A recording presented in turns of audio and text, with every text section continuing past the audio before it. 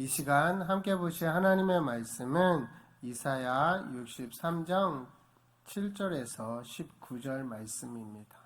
이사야 63장 7절에서 19절 말씀 함께 보도록 하겠습니다.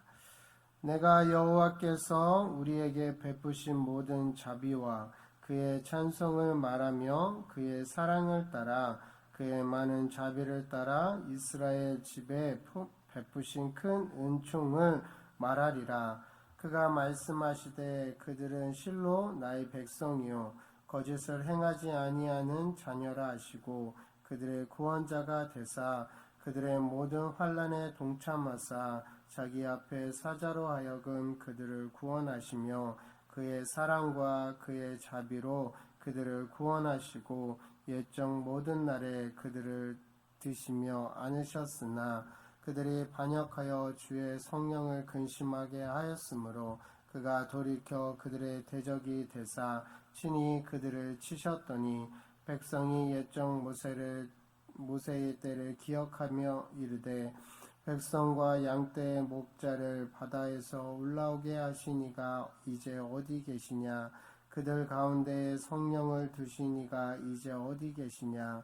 그의 영광의 팔이 모세의 오른손을 이끄시며 그의 이름을 영원하게 하려 하사 그들 앞에서 물을 갈라지게 하시고 그들을 기쁨으로 인도하시되 광야에 있는 말같이 넘어지지 않게 하신 이가 이제 어디 계시냐?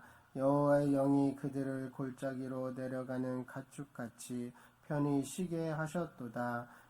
주께서 이와 같이 주의 백성을 인도하사 이름을 영화롭게 하셨나니 다 하였느니라. 주여 하늘에서 굽어 살피시며 주의 거룩하고 영화로운 처소에서 보옵소서. 주의 열성과 주의 능하신 행동이 이제 어디 있나이까? 주께서 베푸시던 간곡한 자비와 사랑이 내게 그쳤나이다.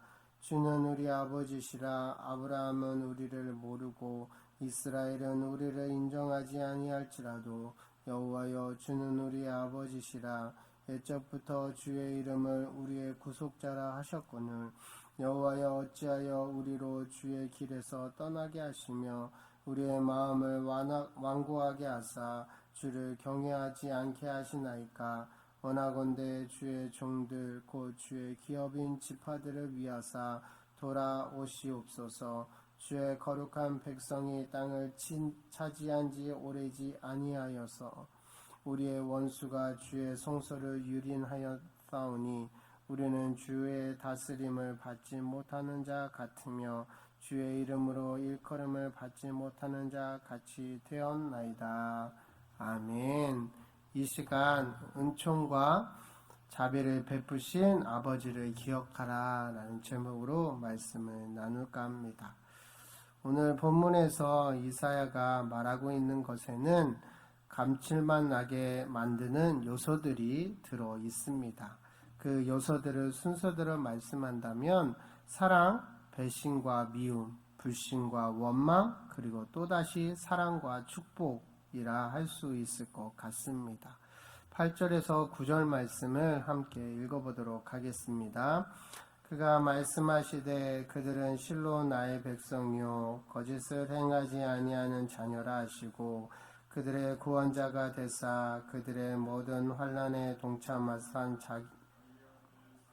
하여금 그들을 구원하시며 그의 사랑과 그의 자비로 그들을 구원하시고 옛적 모든 날에 그들을 드시며 안으셨나이다 라고 하셨습니다. 하나님께서는 이스라엘 백성들을 사랑하셨습니다. 그들을 나의 백성이라 부르시고 거짓을 행하지 아니하는 자녀라고 하셨습니다. 그런데 하나님께서 이스라엘을 나의 백성이라 부르는 것은 이해할 수 있지만 거짓을 행하지 아니하는 자녀라고 하신 것은 이해가 되지 않습니다. 그 이유는 이스라엘은 하나님 앞에서 숱하게 거짓된 모습을 보여왔기 때문입니다. 그런데 왜 이렇게 사실과 다르게 하나님은 말씀하고 계실까요? 그것은 하나님께서 이스라엘 백성들이 저질러 온 사실보다 하나님의 마음에 있는 사랑의 진실을 말씀하신 것입니다. 사랑으로 보면 모든 사람이 귀합니다. 사형장이 끌려온 사형수라 할지라도 어머니의 눈에는 천진난만한 자식일 뿐입니다. 그 어머니는 극악무도한 죄수인 아들을 끌어안고 나의 착한 아들이라고 통곡합니다. 이처럼 하나님도 우리를 그렇게 사랑해 주십니다. 7절 말씀에 보면 내가 여호와께서 우리에게 베푸신 모든 자비와 그의 찬송을 말하며 그의 사랑을 따라 그의 많은 자비를 따라 이스라엘 집에 베푸신 큰 은총을 말하리라 라고 이사야 선지자가 말하고 있는데, 여기 말씀에 보면 사랑을 따라 라는 구절이 나옵니다. 원문 히브리어 단어로 라함이라는 뜻인데 이것을 직역하면 이런 말이 됩니다. 그 사랑은 자식을 10달 동안 엄마 뱃속에 품고 있다가 잉태해서 낳은 어머니가 자식에 대해 가지는 주체할 수 없는 사랑을 뜻합니다. 하나님의 사랑은 주체할 수 없는 사랑입니다. 그래서 허물까지 덮어주십니다. 그렇다면 하나님께서는 이 엄청난 사랑을 어떻게 드러내셨을까요? 하나님께서는 애굽에서 노예로 고생하고 있는 그들을 구원하셨습니다. 이를 위해 하나님께서 9절에서 말씀하고 있는 것처럼 그들의 모든 환난에 동참하심으로 드러내셨습니다. 하나님께서는 결코 그들을 구경만 하지 않으시고 함께 하시고 안타까워 하셨습니다. 그리고 모세를 보내셨고 모세를 통하여 놀라운 능력을 행하셨습니다. 능력으로 홍해를 건너가게 하시고 광야를 아무런 이상 없이 건강하게 지나 가나안 땅에 들어가게 하셨습니다. 10절 말씀을 보면 그들이 반역하여 주의 성령을 근심하게 하였으므로 그가 돌이켜 그들의 대적이 되사 친히 그들을 치셨나이다 라고 이야기합니다. 언제나 사랑의 이야기엔 갈등과 아픔이 따릅니다. 이스라엘 백성들은 하나님의 사랑에 대해 배신자처럼 행동했습니다.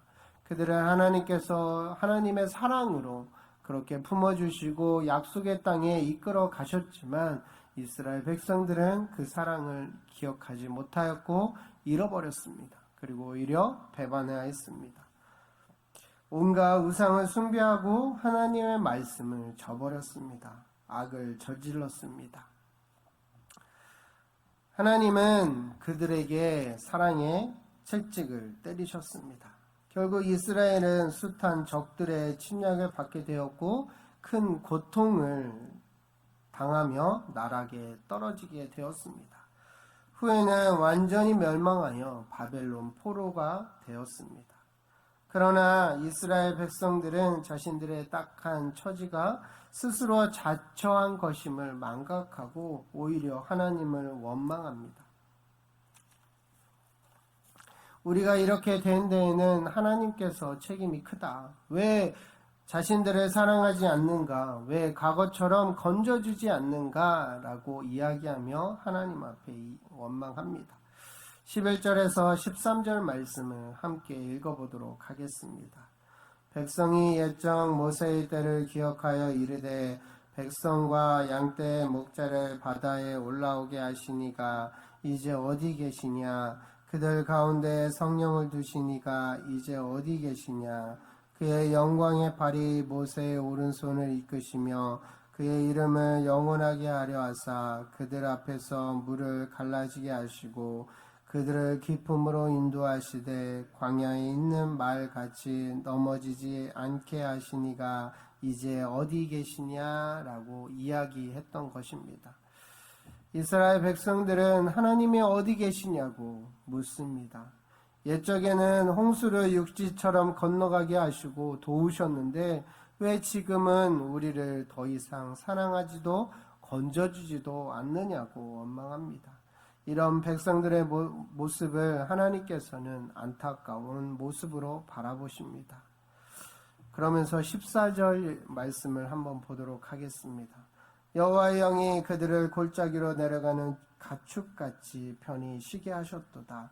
주께서 이와 같이 주의 백성을 인도하사 이름을 영화롭게 하셨나이다 하셨느니라.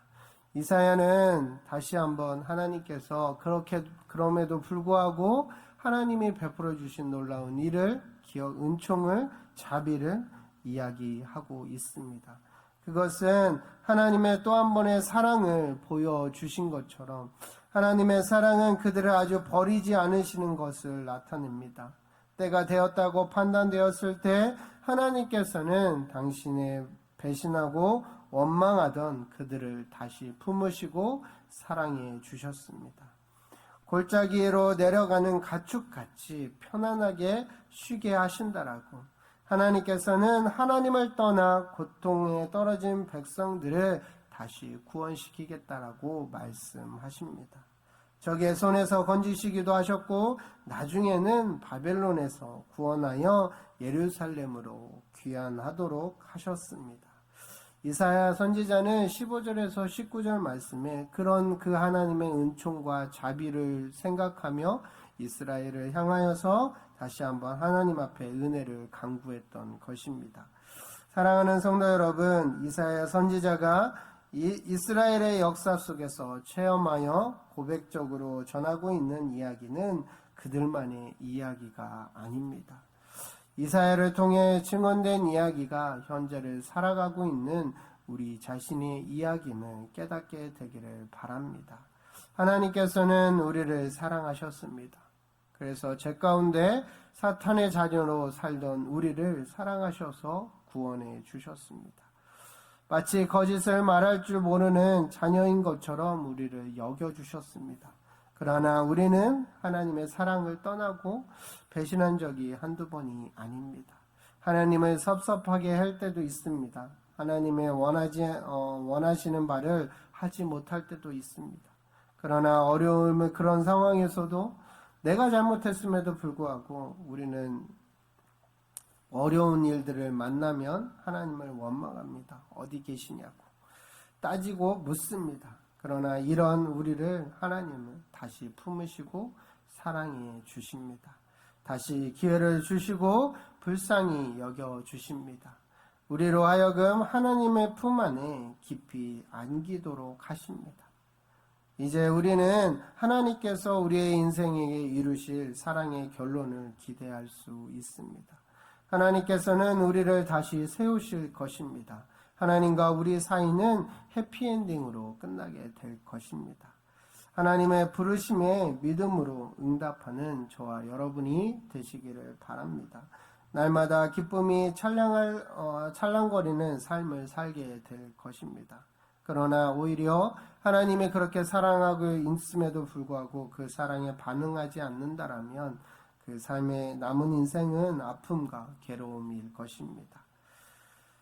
부디 저와 여러분은 하나님께서 베푸신 은혜와 자비를 깊이 기억하며 주어진 순례길을 기쁨으로 걸어가는 저와 여러분이 되시기를 소망합니다. 그뿐만 아니라 나만 그 길을 걸어가는 것이 아니라 내 주변에 이사야 선지자가 그렇게 고통 중에 있는 이스라엘을 대신하여 하나님 앞에 그 은총과 자비하심을 베풀어 주신 그 하나님 앞에 다시 한번 이스라엘을 기억해달라고 간구한 것처럼 저 여러분이 나만 그 길을 걸어가는 것이 아니라 그 사랑을 느끼고 살아가는 것이 아니라 그 사랑을 알지 못하고 그 사랑을 느끼지 못하는 내 주변에 그 사랑을 전하는 귀한 통로로 쓰임받게 되기를 간절히 소망합니다.